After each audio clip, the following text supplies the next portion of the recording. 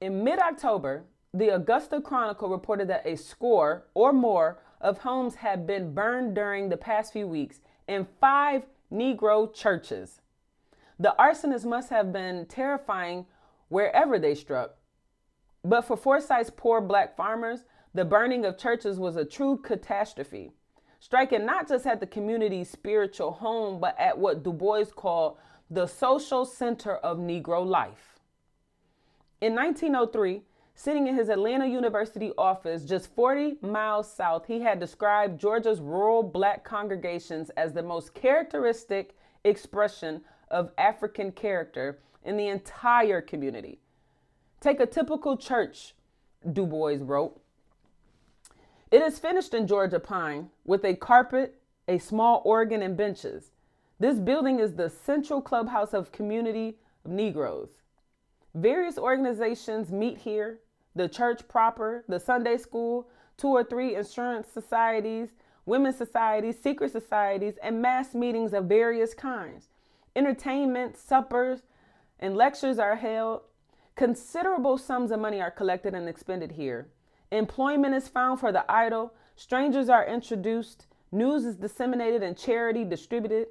At the same time, this social, intellectual, and economic center is a religious center of great power.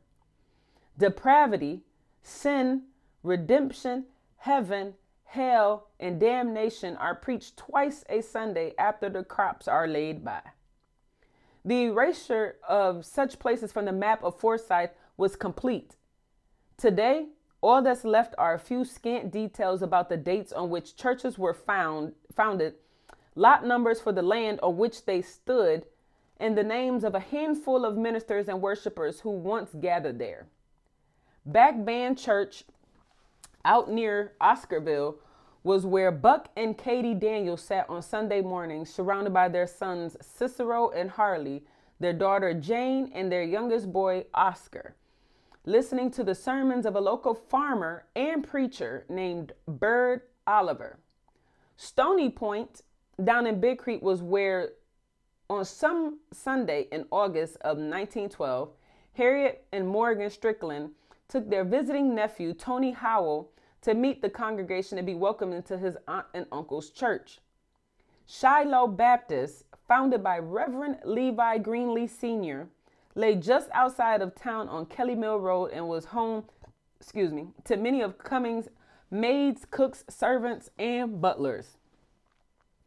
Faint traces of other black churches are tucked away in handwritten ledgers at the State Archives at Morrow, in the collections at the University of Georgia in Athens, even in the basement of the Forsyth Courthouse, where a cardboard box atop a metal filing cabinet still holds deeds for the land on which black residents once founded Mount Fair, Shakarag, and Stony Point, about which nothing is known but names and approximate locations.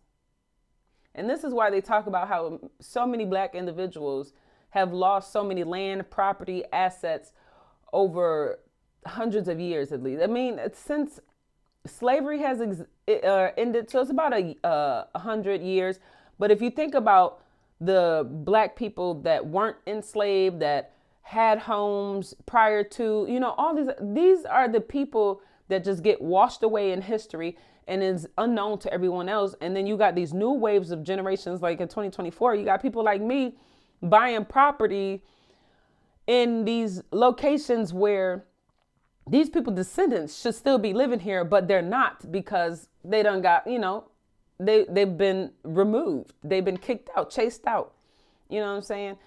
And this is why you have a lot of people that's like, well, how do you provide reparations for people like this? Because historically, black people have just been given the brunt of the stick for, it seemed like forever. Okay, it seems like forever, and I know it's not, but the truth of the matter is that black people have been getting the short end of the stick for a while.